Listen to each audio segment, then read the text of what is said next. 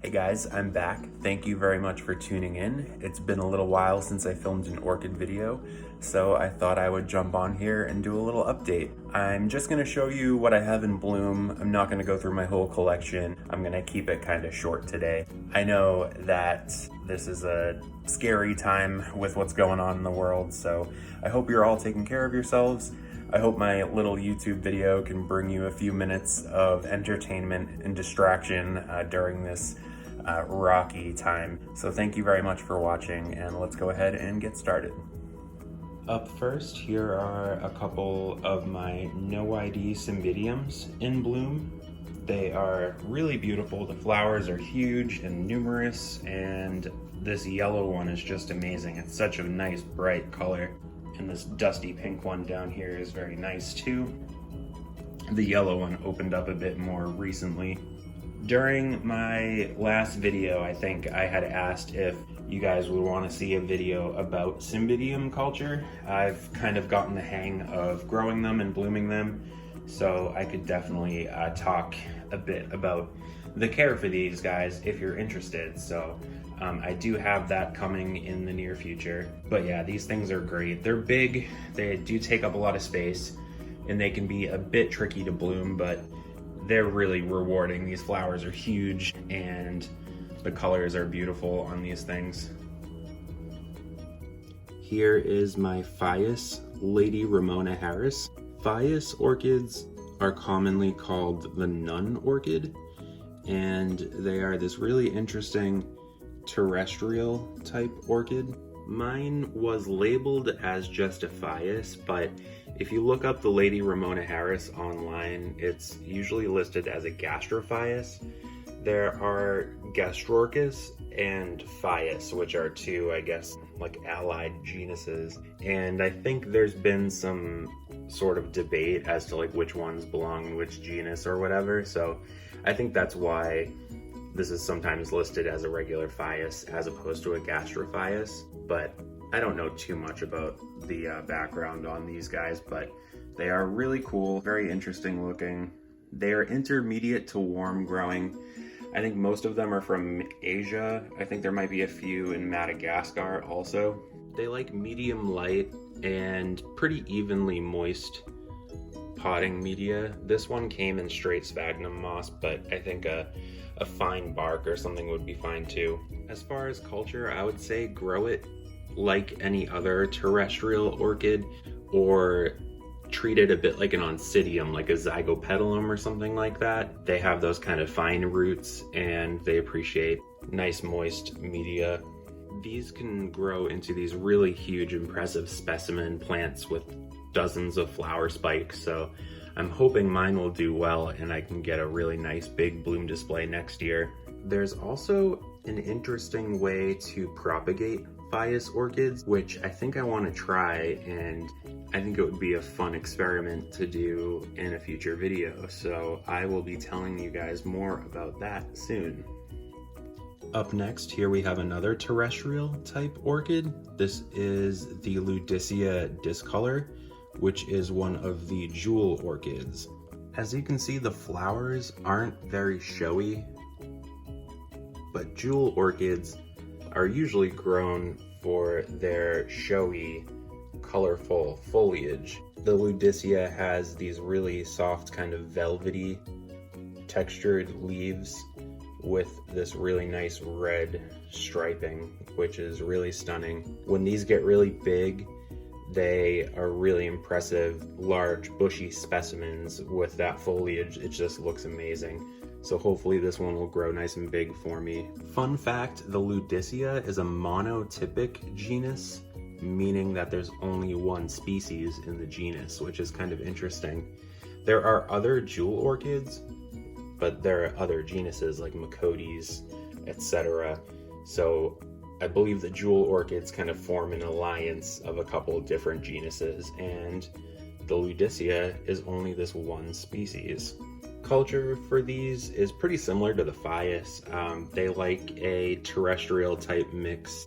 They grow on the forest floor naturally, so they like that sort of damp environment with dappled light. but good light helps the foliage to come through with those nice coloration. Up next here is my Phal Tzu Chiang Balm, which is a complex hybrid phal that I actually found as a no ID at a big box store, but I was able to ID it because Phal Tzu Chiang Balm is a pretty renowned hybrid, well known for its really nice fragrance. That was actually why I picked it out from the store. I could tell it was a fragrant orchid. It just had that look to it.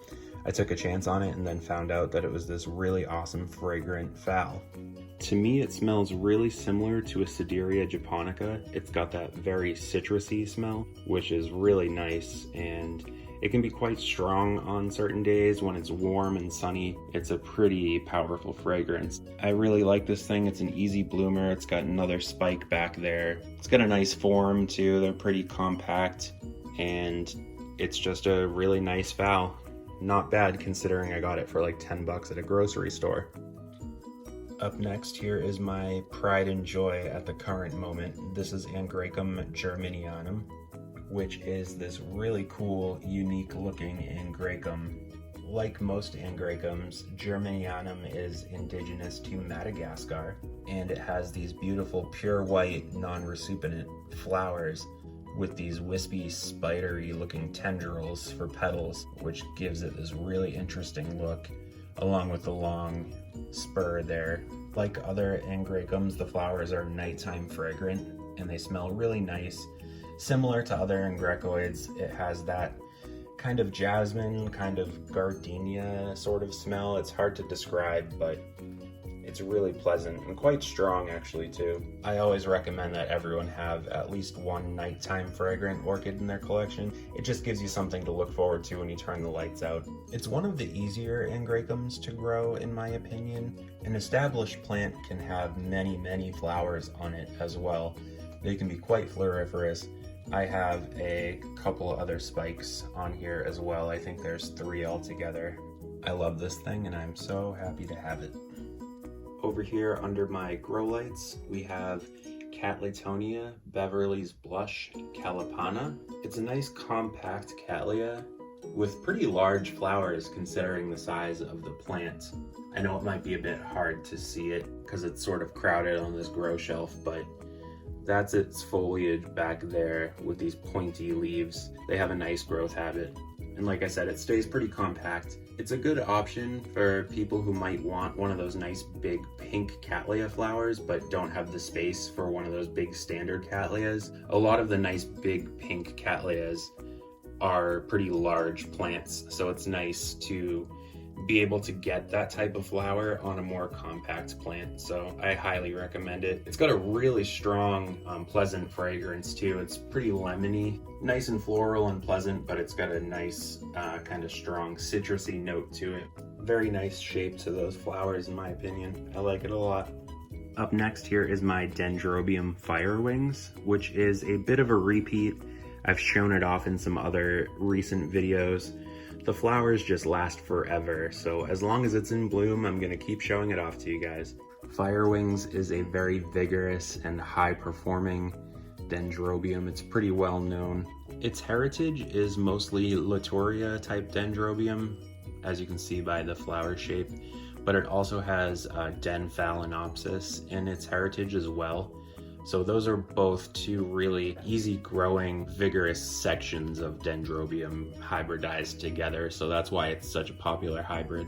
It needs no winter rest, it grows continuously, it can flower a couple times a year, the flowers last forever, and this thing can flower over and over again off of old growths. So that's how you end up with these really nice, big, impressive bloom displays, because you get the new growths that flower, but it'll also throw out a couple spikes from older growths as well. So it's a really nice Dendrobium.